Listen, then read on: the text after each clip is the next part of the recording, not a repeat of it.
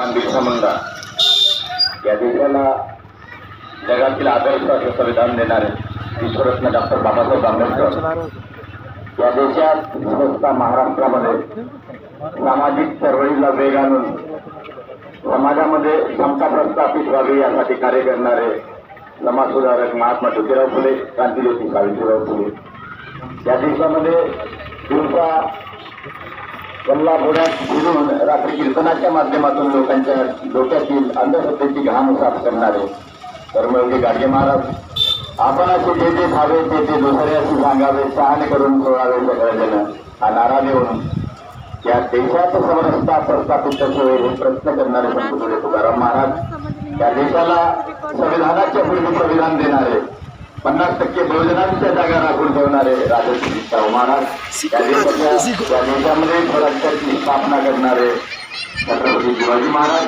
त्याचप्रमाणे त्याचे महामानवांनी सर्वसामान्य जनतेचे राज्य यावं, त्यांचं कल्याण व्हावं यासाठी कार्य केलं त्या सर्व महामानवांना मी या ठिकाणी प्रथमतः कोटी कोटी अभिवादन करतो. म्हणून आधी या ठिकाणी पुनावाच्या प्रचाराच्या अनुषंगाने सभा आयोजित करण्यात आलेली आहे.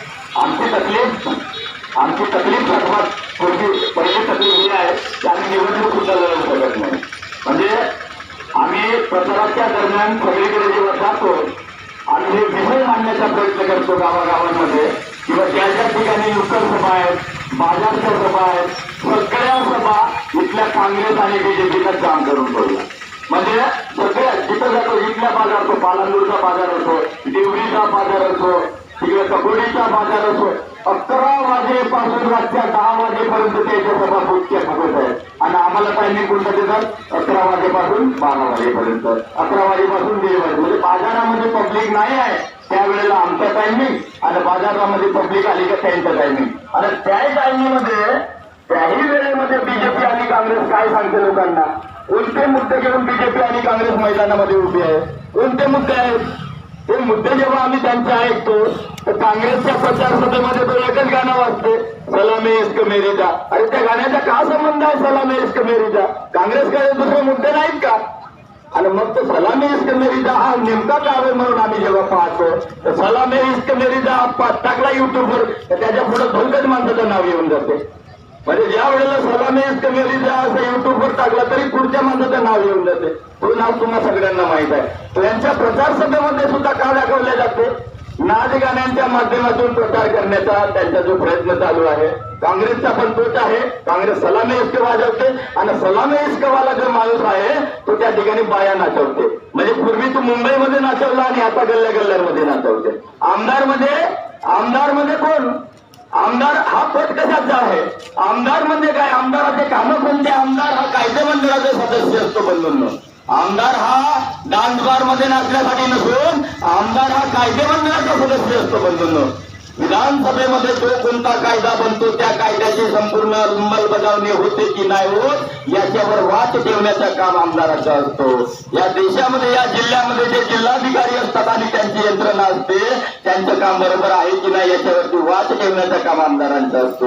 या देशातला डीएफओ असेल, या देशातला सीओ असेल, या देशातली जे काही प्रशासकीय व्यवस्था असेल, पोलीस प्रशासन असेल त्या सर्वांवर वाच करण्याचं काम आमदाराचं असतं. कारण मुळात आमदार हा कायदे मंडळाचा सदस्य असतो. बंधूंनो तुमच्या क्षेत्राच्या अनुषंगानं सांगायचं झालं भरपूर एवढे प्रॉब्लेम आहेत पण त्या प्रॉब्लेमला त्या समस्यांना तुमचे उमेदवार उचलताना आम्ही पाहत नाही. इथं शिक्षणाचा प्रश्न आहे. आता निवडणूक असल्यामुळे त्यांनी ते ठरवलेलं आहे या 3 महिन्याच्या पूर्वी 185 शाळा तुमच्या गोंदिया जिल्ह्याच्या त्यांनी दत्तक योजनेअंतर्गत समाविष्ट केलेला आहे. दत्तक योजना म्हणजे का? तर सकट सरकारी ज्या शाळा आहेत संपूर्ण महाराष्ट्रातून 64,000 सरकारी शाळांना खाजगीकरणाच्या वाट्यामध्ये टाकलाय बंधूंनो. दुसरा प्रश्न पहा, हा संपूर्ण आमचा जो क्षेत्र आहे हा वाईल्ड लाईफ मध्ये गेलेला आहे बंधूंनो.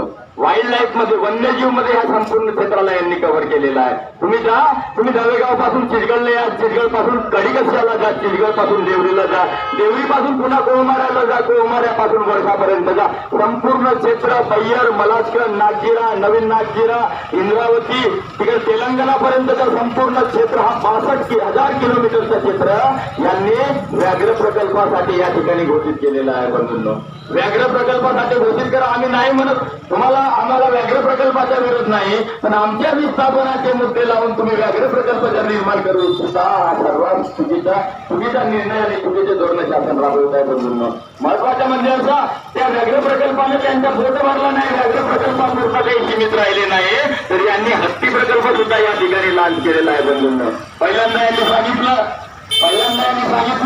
की या ठिकाणी हत्ती आले. तुम्ही समजून घ्या बंधूंनो, पहिल्यांदा यांनी सांगितलं की या ठिकाणी हत्ती आले. 1 वर्ष ते हत्ती फिरवतात, त्यांच्या मागे 200 लोकांची टीम राहते. त्या टीमच्या माध्यमातून ते हत्ती फिरवतात आणि हळूहळू गंटीश्वर साहेब दुसऱ्या बाजूने घोषणा करतात की आम्ही 4,000 स्क्वेअर किलोमीटर मध्ये हत्ती प्रकल्प बनवू.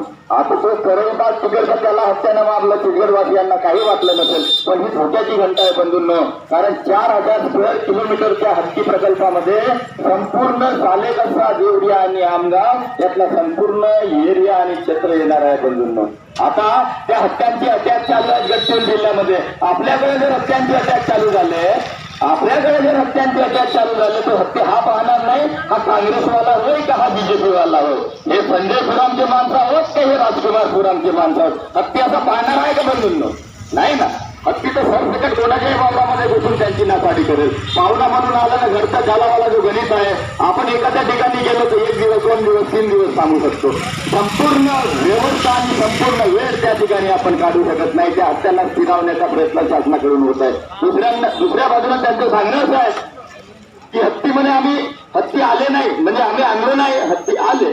पहिल्यांदा सांगता तुम्ही हत्ती आले. माझा एक साधा प्रश्न आहे, संपूर्ण गावाच्या बॉर्डर असतात, संपूर्ण तालुक्याच्या बॉर्डर असतात, संपूर्ण जिल्ह्याच्या बॉर्डर असतात आणि त्या जिल्ह्याच्या बॉर्डर मांडी 1-1 मीटर बॉर्डर जिल्ह्याच्या असतात.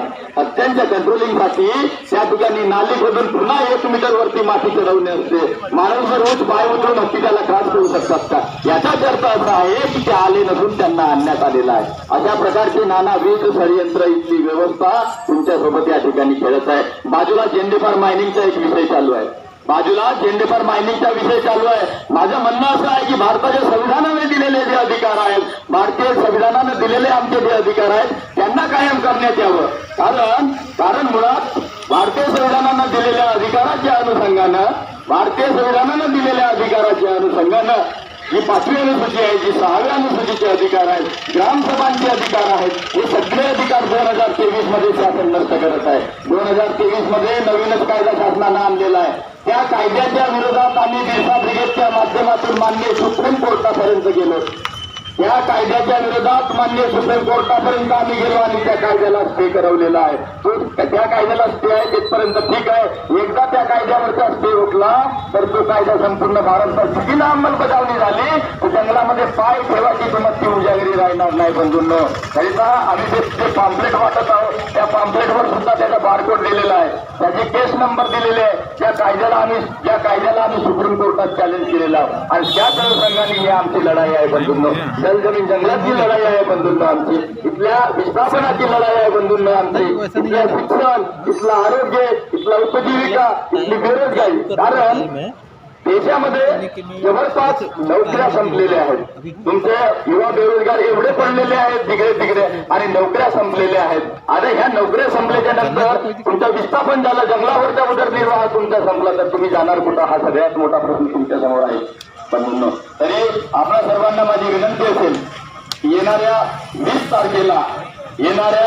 तारखेला तुमच्या फ्युचर, तुमच्या पोराबारांचे येणाऱ्या भविष्य तय करणारी ही निवडणूक आहे. त्याच्याकरिता, या निवडणुकीकरिता तुम्ही सज्ज होऊन जा. तुम्ही विचार करा, तुमचा 500 रुपये दिला, कोणी 100 रुपये दिला, मुठभर किंवा गुटभर दारू दिला, त्याच्यावर तुमचा कल जाऊ देऊ नका. तुमच्या अस्तित्वाचा प्रश्न आहे. कारण ही चौथी रेजिम आहे. कारण ही चौथी रेजिम आहे.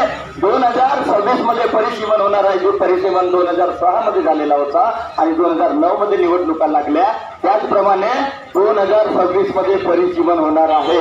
आणि परिसीमन झाल्याच्या नंतर आदिवासीच्या रिझर्वेशन चेंज होते की या क्षेत्राला दुसऱ्या क्षेत्रामध्ये जोडले जाते याची शाश्वती नाही बंधूंनो. आणि अजूनपर्यंत इथला आदिवासी, इथला बहुजन वर्ग, इथला ओबीसी, इथला मागास वर्ग यांच्या प्रश्नांवर इथली सरकार विचार करत नाही. सरकार तर विचार करत नाहीच नाही, त्याच्यासोबत विरोधी पक्षामध्ये असलेली काँग्रेस सुद्धा त्यांच्याकडे विचार करत नाही, त्यांच्याबाबत विचार करत नाही. इथल्या ओबीसीच्या विद्यार्थ्यांची 2019 पासून स्कॉलरशिप मिळालेली नाही बंधूंनो.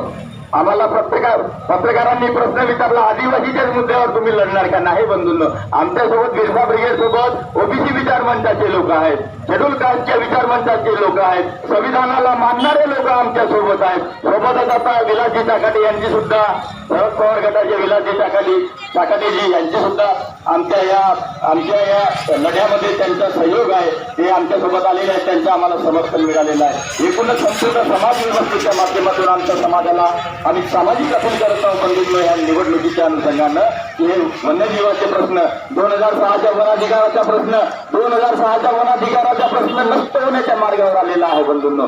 2005 मध्ये कायदा येतो, 6ला तो लागू होतो, 8ला संशोधन होते, 12ला संशोधन होते, त्याच्यानंतर 14ला होते, 15ला होते, 21-22 पर्यंत संशोधन झालं आणि 2023 मध्ये त्या कायद्यावर दुसरा कायदा बसवून यांनी तुमच्या तेंदूपत्ता संकलनापासून 2 रुपयाचे जेवढे काही अधिकार होते संपूर्ण अधिकार नष्ट केला. आणि त्याच्यामुळे आम्ही सुप्रीम कोर्टात गेलो, त्या कायद्याला चॅलेंज करत, 2023च्या कायद्याला चॅलेंज करत आम्ही सुप्रीम कोर्टात गेलो. आमच्याकडे जे पॉम्पलेट आहेत त्या पॉम्पलेटच्या माध्यमातून तो कायदा सुद्धा आमच्या बारगोटच्या माध्यमातून तो त्या ठिकाणी उल्लेख केलेला आहे बंधूंनो.